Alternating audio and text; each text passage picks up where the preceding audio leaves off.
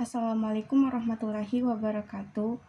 Perkenalkan, nama saya Kurnia, stambuk G701-19073, kelas A. Di sini saya akan menjelaskan fase biofarmasetika dan fase farmakokinetik obat kaptopril. Kaptopril adalah obat untuk menangani hipertensi atau gagal jantung. Obat ini juga bisa digunakan dalam pengobatan pasca serangan jantung atau penyakit ginjal akibat diabetes. Kaptopril termasuk ke dalam golongan ACE inhibitor atau penghambat enzim angiotensin. ACE inhibitor ini dikontraindikasikan terhadap ibu hamil karena bersifat teratogenik, di mana teratogenik ini adalah perkembangan tidak normal dari dalam sel saat kehamilan yang menyebabkan kerusakan embrio. Kemudian pemberian pada ibu menyusui karena diekskresikan melalui ASI sehingga berakibat buruk kepada ginjal bayi. Juga dikontraindikasikan pada pasien hipersensitif kepada ACE inhibitor dan pada pasien yang menderita renovaskular. Fase biofarmasetika. Fase biofarmasetika adalah fase yang meliputi waktu mulai penggunaan obat melalui mulut atau secara oral sampai pelepasan zat aktifnya ke dalam cairan tubuh.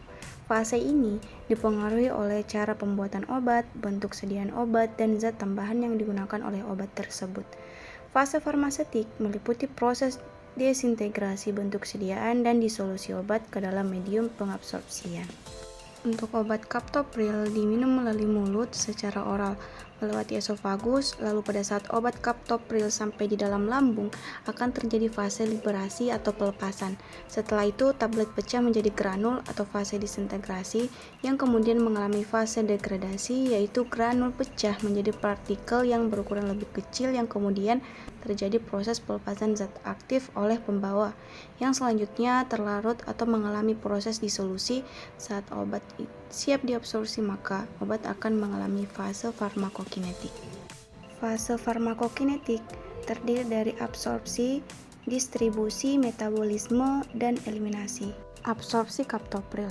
Kaptopril adalah obat yang larut dalam air, di mana kaptopril ini dapat diabsorpsi di saluran cerna sekitar 60-75%. Namun bila adanya makanan di dalam lambung dapat menyebabkan penurunan hingga 30-40%. Oleh karena itu, lebih baik meminum kaptopril di saat perut kosong. Perlu diketahui, kaptopril memiliki bentuk sediaan controlled release atau pelepasan terkendali, di mana dia akan bertahap pada saluran cerna sekitar 8-12 jam. Oleh karena itu, sebaiknya meminum sesuai anjuran sehingga obat dapat terabsorpsi dengan baik di dalam tubuh. Durasi waktu kaptopril bekerja dalam tubuh yaitu dalam 1 jam. Obat kaptopril 100 mg per oral akan mencapai konsentrasi puncak sekitar 800 mg per liter. Penurunan tekanan darah biasanya terjadi setelah 60-90 menit setelah menelan obat kaptopril ini. Lama kerja obat dan dosis yang diberikan itu saling berhubungan dan dosis setiap orang itu berbeda-beda. Distribusi.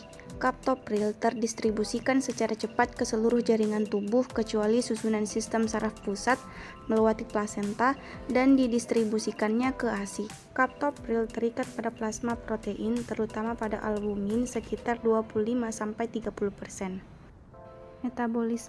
Metabolisme kaptopril terjadi dalam hipar, di mana metabolit kaptopril berupa disulfida. Mayoritas metabolismenya adalah dimers dari kaptopril disulfida. Kaptopril dimer aktif dari kaptopril sebagai inhibitor enzim pengonversi angiotensin. Enzim pengonversi ini bertanggung jawab dalam metabolisme bradikinin, yang mana bradikinin merupakan vasodilator atau agen yang menyebabkan pembuluh darah mengalami vasodilatasi. Vasodilatasi ini merupakan pembesaran pembuluh darah di dalam tubuh yang terjadi karena otot polos di arteri dan vena mayor yang mengendur. Kaptopril menyebabkan kadar bradikinin dalam jaringan meningkat sehingga aliran darah di otak dan tekanan integral pun meningkat.